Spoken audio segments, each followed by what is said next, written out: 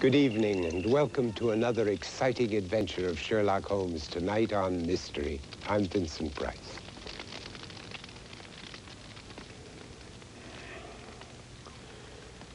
Somerset Maugham, himself a loyal fan of the world's first consulting detective, once complained that you know no more of Sherlock Holmes after you have read 50 stories than you did after reading one.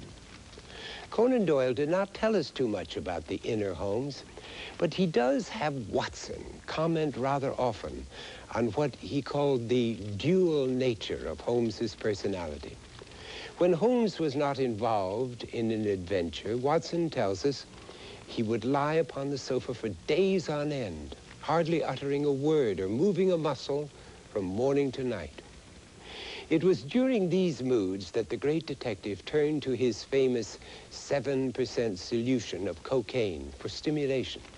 Then, as a reaction to the drug, he would be consumed by an even blacker depression, from which he could only be rescued by a new case. At work again, his mood and behavior rapidly changed, and he was seized with what Watson called an animal lust for the chase.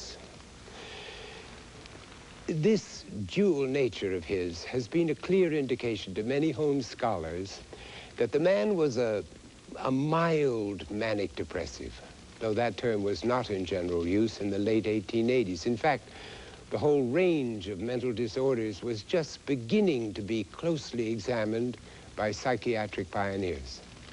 Like the young doctor in tonight's episode, The Adventure of the Resident Patient.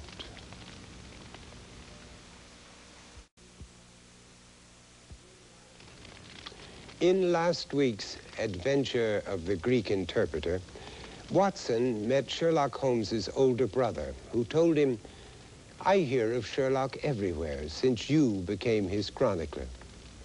Well, Holmes admitted that a chronicler is always of use, but he had mixed feelings about Watson's competence in recording his adventures. Holmes often took Watson to task for making the accounts of their cases seem superficial and tinged with romanticism. Detection is, or ought to be, an exact science and should be treated in the same cold and unemotional manner, he declared. He accused Watson of pandering to public taste instead of confining himself rigidly to facts and figures, and of telling a story backwards.